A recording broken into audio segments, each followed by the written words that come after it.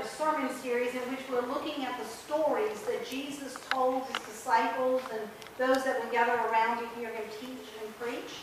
And we acknowledged that we would not always, though, in this sermon series, end up with what we would think of as I would call bedtime story, a story in which we get to just snuggle up with our little pillows and our little blankets and go, oh, isn't that sweet? And everything turns out really well like it does in a 30-minute sitcom or an hour-long CSI. You know, it's not going to all get solved in a short amount of time. Some of these stories might have us lying awake at night thinking, God said what? This particular story today, I think, is confusing. You may not, but your pastor does. I thought, God, really? But you see, I didn't pick these stories per se. I am following the lectionary, which I don't always try to make the sermon series follow the lectionary. But I felt led to do a sermon series and began to look at the lectionary, which is an Old Testament, a psalm, an epistle, one of the writings of the New Testament, and the Gospel. There's 4 readings every week in the lectionary, and it is on a 3-year cycle. The good news is that you cover a good section of the Bible in those 3 years and a lot of important pieces to it. The bad news is if you're a preacher, you get to have text presented to you and you have to decide if you're willing to preach them or not, and this is the case here. When we got to Luke 16, so all of these stories are in the Common Revised Lectionary for these particular days, and this particular year, a little bit more education, the Common Lectionary deals with one of the 3 Gospels each year, one of the 3 of the 4 Gospels, excuse me. Matthew, year A, Mark, year B, Luke, year C. We are in year C in the Revised Common Lectionary cycle, and so we are in Luke. You think, well, what happened before John? John gets used every year during Lent and during other seasons in the year, and so John is used every year at certain points. So we are in Luke. Luke is getting Jesus, recording Jesus' stories, and this particular one I found challenging. But the more I spent with it and the more time I wrestled with it, and we decide to wrestle it together, the more it's like, okay, it is what Jesus said. Let's see if we can get to the bottom of this. Because you see the stories, the illustrations, the example Jesus uses, the examples Jesus used are to give insight into the principles of the kingdom of God and into God himself. And so, with intentionality, Jesus, knowing our little ability to understand stories, often told stories. Enough said about the story, let's look at the story. Luke chapter 16, verse 1. Jesus told this story to his disciples. So we want to pay attention. This is being told, and it says disciples. That can mean the original 12. It can mean those who are closely following. But it is not a large crowd necessarily, and it is not those who are in opposition to him per se, as we saw last week when Jesus is talking a lot to the Pharisees and the teachers of religious law who are oppositional to Jesus. These people are attempting as disciples to follow after Jesus, and Jesus is giving them some deeper teachings about what it looks like to be disciples. There was a certain rich man who had a manager handling his affairs. One day a report came that the manager was wasting his employer's money. So the employer called him in and said, "What's this I hear about you? Get your report in order because you are going to be fired." Now, let's pause for a moment. This rich man seems to be a fairly fair man. In other words, he didn't fire the man on the spot. He said, "You need to get your report in order because you are going to be fired." He gave him a little bit of warning. He may regret that in a moment, but he gives him a little bit of warning. Okay, he says, "You are going to be fired, so you need to get your final report in order and bring it in here because I've heard things about you." The manager thought to himself, "Now what? My boss has fired me. I don't have the strength to dig ditches, and I'm too proud to beg. Ah, I know how I'll ensure that I have plenty of friends who will give me a home when I am fired. So, he invited each person who owed money to his employer to come and discuss the situation. He asked the first one, "How much do you owe him?" The man replied, "I owe him 800 gallons of olive oil." So the manager told him, "Take the bill and quickly change that to 400 gallons. It's bargain day, 50% off." "And how much do you owe my employer?" he asked the next man. "I owe him 1,000 bushels of wheat," was the reply. "Here," the manager said, "take the bill and change it to 800 bushels. So that's 20% off. Woo! Good news for the people that owe this man.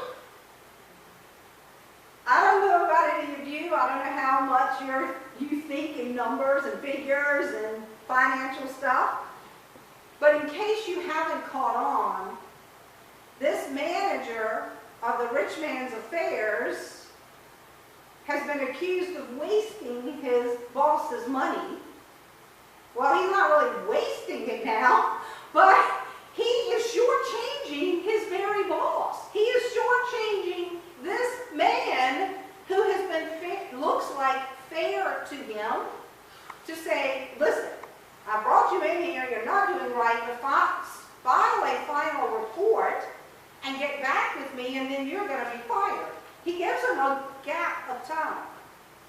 Now, not to bring up past hurts, but most of us in this room have either ourselves or known someone who were let go from a job, possibly even without fault of their own. It can be just from downsizing, but you were watched. If you're in a corporation, more times than not in this day and age, they say you will be let go, and then you will follow to your desk or to your cubicle or to your office and watched as you packed up whatever you've got, and you were escorted from the building. And you don't get to file a final report, and you don't get to call the vendors and say, "How much did you owe us? I'll give you half off," okay? But that's the story we have today. So if you're not kind of catching on, there's something pretty underhanded going on here. There is this manager using his boss for his own, not even financial gain. He's not like, "Okay, give him 400 and give me the other 400 gallons of oil." No. He's not, "Give me the 200 bushels of wheat." No, he just says, "I'm going to do you a favor because I'm going to make friends while I leave this place. I'm going to have relationships. I'm going to have people that will be kind to me because I've been kind to them." He's been kind to them with someone else's money. And I don't know how you feel about your money. We're going to get to that as we continue this sermon series, so you may as well start thinking about it now. Think right now, how do you really feel about your bank accounts, about the money you earn, about the money that is rightfully, legally yours, that you have ethically gained? Because this rich man, we're not told, was dishonest in his ways. He just had financial resources. Enough that he needed a manager to oversee it, and the manager didn't own those resources. The manager managed those resources. And right now he's managing to use them to his benefit. Jesus continues the story. The rich man had to admire, this is New Living Translation, but I do love it. The rich man had to admire the dishonest rascal for being so shrewd. And it is true. All of this, Jesus talking, that the children of this world are more shrewd in dealing with the world around them than are the children of the light. Verse 9, Jesus speaking, here's the lesson. Use your worldly resources to benefit others and make friends. Then, when your possessions are gone, they will welcome you to an eternal home, as in the friends you made and the others you benefited. Now, this, to me, is where it gets hard to preach, or it was hard. I think I've worked through this, so I'm going to hopefully bring us along to it. And you may have been light years ahead of me and already figured this out. But it would appear on first blush that Jesus just commended and praised a man for being dishonest with the man's money. It says that the rich man admired the dishonest rascal. We are told that in the story. Jesus' story, he says, the rich man couldn't help but admire the dishonest little rascal. Like, whoa, he certainly was shrewd and figured these things out for himself. But it says, but did Jesus also admire him? Because it kind of appears that way. Which is why I think we've got to unpack this a little bit more and see if we can't get to the bottom of this. Because you see, it doesn't seem like Jesus to say, go out and take advantage of people and their money that doesn't belong to you.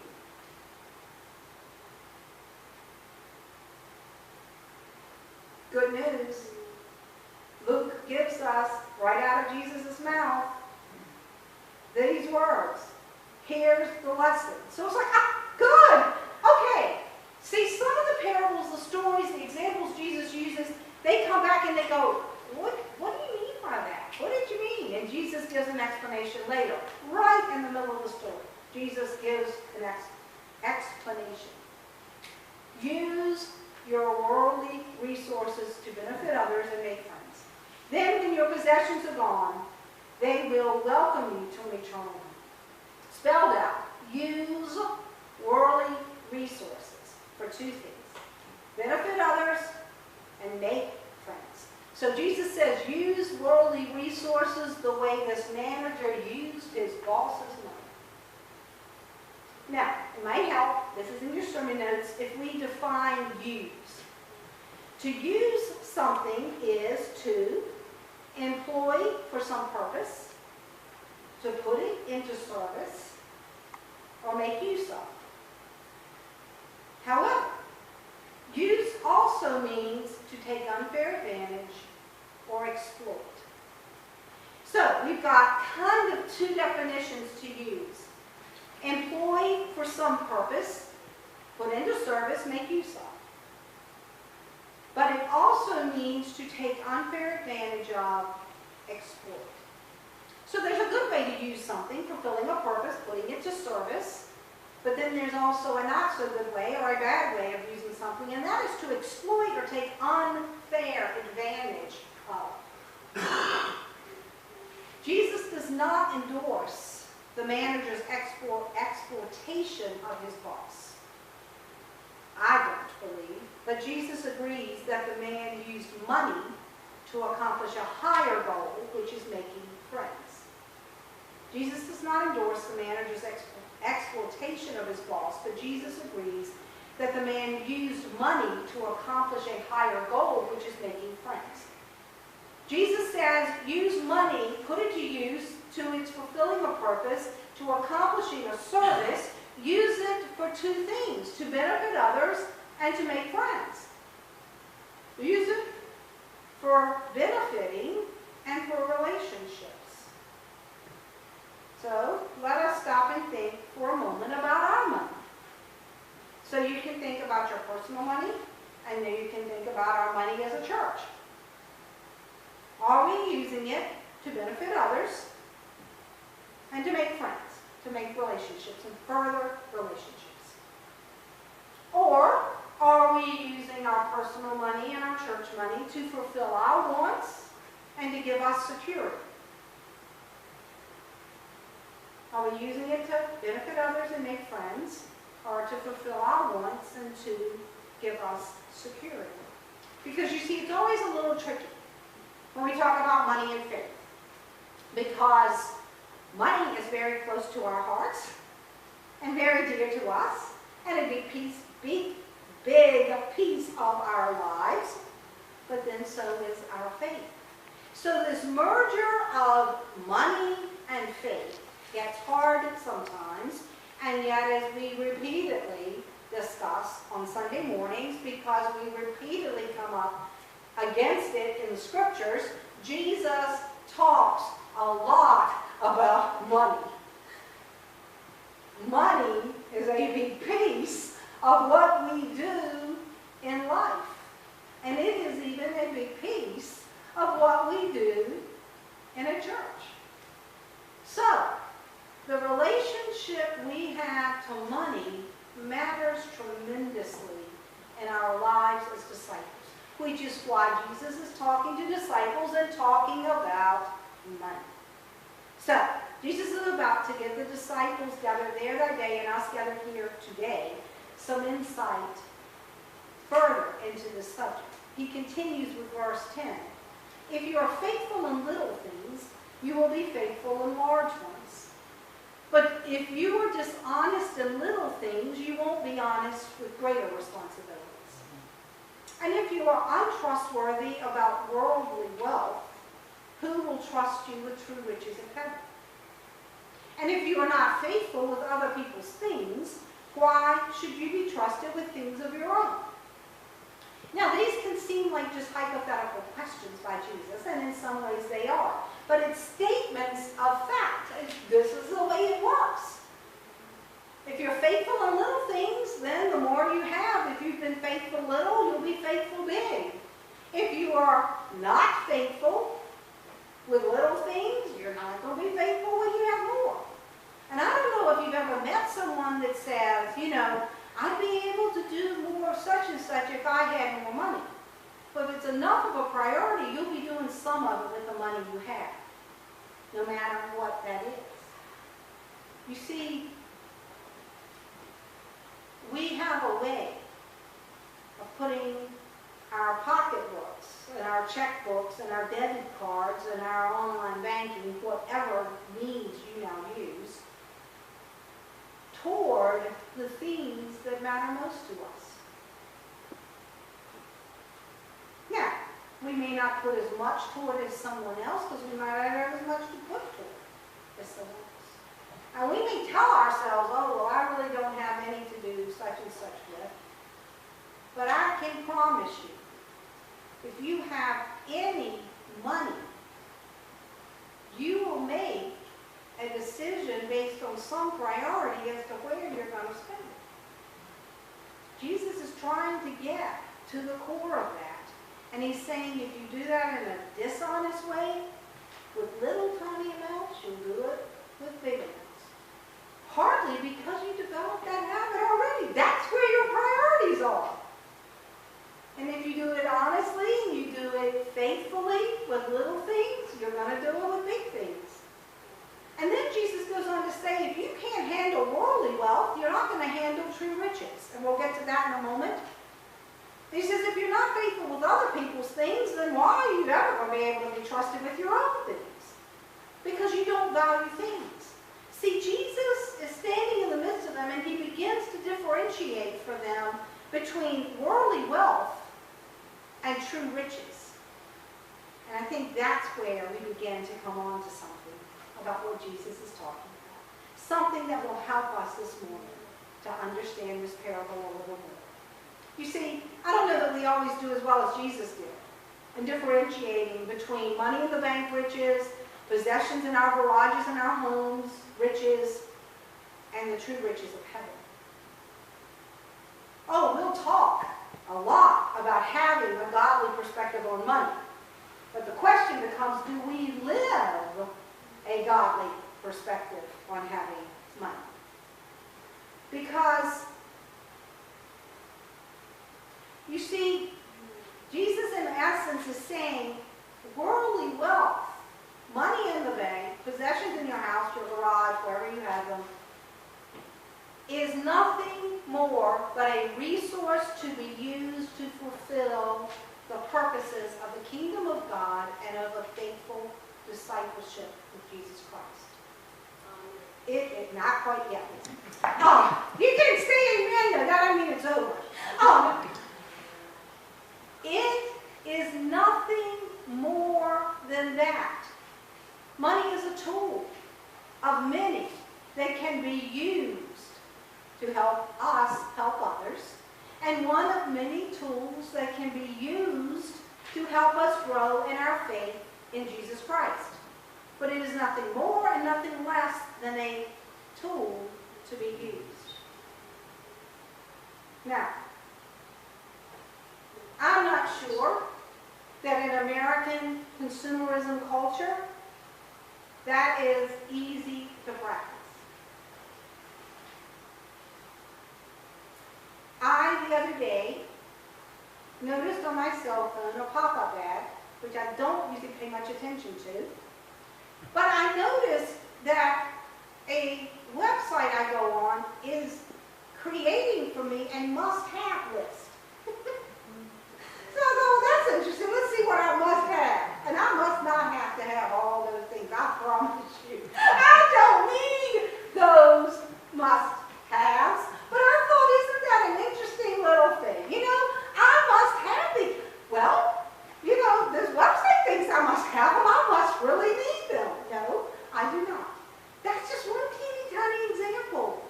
One teeny tiny example of how much money and its security and its availability and its ability to give us things, we have just inundating us on a daily, hourly basis in our culture. Praise God for money. Praise God for financial resources. They are a means to an end, but they are not the end in themselves, and worldly wealth is not true riches. The Apostle Paul, a few decades after Jesus tells this story, is writing to the church at Corinth. And they want to be generous, and Paul is helping them to understand how generosity looks, but he grasps what Jesus wants those disciples that day to get. Paul says, and God will generously provide all you need. Then you will always have everything you need and plenty left over to share with others. As the scriptures say, they share freely and give generously to the poor. Their good deeds will be remembered forever. Nothing here about saving up money so we don't need God or to depend on God for our daily bread. Nothing here about holding on to money so that we have security in our number, whatever figures in our bank account when we get the statement or pull it up online. Nothing here about having plenty so that we are comfortable in life. God will give generously, will generously provide all you need, not all that you must have, all you need. Then what you really must have, but not according to a website. Then you will always have everything you need and plenty left over so you're comfortable. No, plenty left over to share with others. As the scriptures say, they share freely and give generously to the poor. Their good deeds will be remembered forever. Jesus has said, probably 3 decades earlier, he said, you want to use money for 2 things. To help others and make friends. Because you see, he says, when your earthly possessions are through, you will have an eternal home with him. So I'm going to do a little pop quiz, okay? When we are here on earth, our possessions are ours, right? When we take our last earthly breath and transition to the next world, those of us of faith, do what? Do we live forever? Yeah. No? I didn't think so. We do. I do. Yeah. But we die and are raised to new life like Christ was. But we will live forever. We will live forever either in damnation or in heaven. I expect to go to heaven. I count on being in heaven. But we will be there. Now, that's us. Our bank accounts, our garage contents, our house contents, anything else we treasure, when we breathe our last and transition over, is that going to help us? No. You think there's a reason Jesus says, oh, when your earthly possessions are no longer with you, because they aren't going to be no longer with you. What's going to matter is, did you make friends and did you help others? I'm telling you, I think this is easier to talk about and easier to know up here than to actually live out in this culture, but it can be done. We can do it, people. I know we can. People have done it for 2,000 years as followers of Jesus Christ, and long before that, as tithe givers in the temple, and long, long before that to causes and things. People haven't always been as consumed with wealth as we as Americans are today. It has not always been that way. So, we, in the 2016, 21st century American culture, hear this story and think, oh my gosh, that poor rich man, and that poor rich man did have somebody being very dishonest. But Jesus uses that story to say, okay, let's focus here, people. Let's focus, because you see, it's really not just about the money. Because there's nothing about the money except being provided by God, being abundant enough to give us what we need, and to have some left over. That's abundant. Enough for what you need and some left over. But then that left over being generously shared with the poor. Nothing else is mentioned. Money is merely a means given to us by God to bless us, to provide for us, and to be given to bless and provide for others. So Jesus looked at the dishonest rascal and recognized a better understanding in his life of the role of what money should do than the understanding of the children of the light, who didn't use money, but possibly were letting money use them.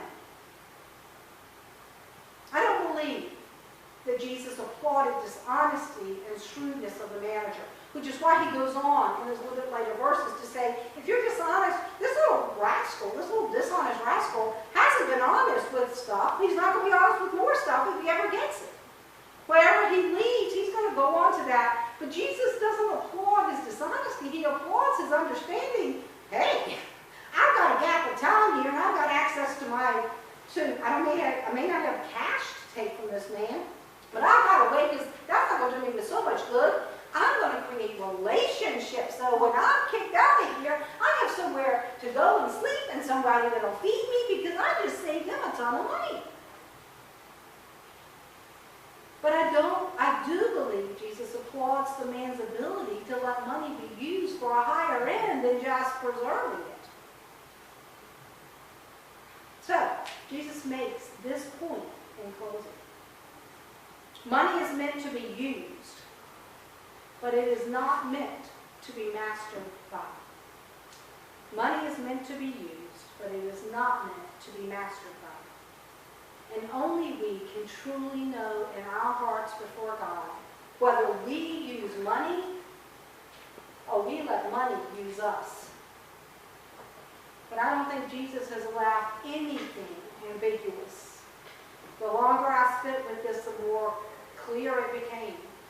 The godly view of this wonderful resource is this. No one, verse 13, can serve two masters.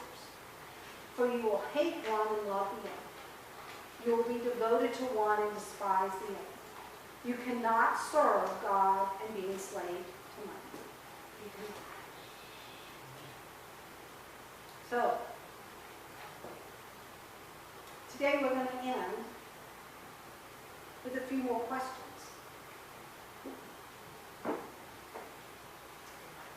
Do we use money, employing it for some purpose, putting it into service and making use of it? Do we even, now just for money, take unfair advantage and exploit it? Do we suck it dry for everything we can get out of it? The utmost nth of degree of benefiting others and in making friends with it, which are the two purposes that we are told as disciples are the goal? Or are we by any chance letting money have such a hold on us as individuals, on us in our church, that we let money employ us for some purpose, which is to keep us in bondage, to put us into service to it? Oh my gosh, we've got to watch out, we've got to be careful, we've got to do this. Do we let money almost use us and exploit us, take unfair advantage of us? It is not animate, but it's hard to tell ourselves that we have enough money. Probably not to have someone else manage it necessarily, but enough to have a little bit that somebody could take advantage of. So when we hear the beginning of the story, everything in us goes, that's not fair. And it's not. It was not fair that the manager discounted what was rightfully owed to his boss. That's not fair. But it's only not fair if you think money is the main goal and the preservation of it. So, Jesus gives us today a story with questions. Is our master God, or is our master money? Way to go, Jesus. Amen. Amen.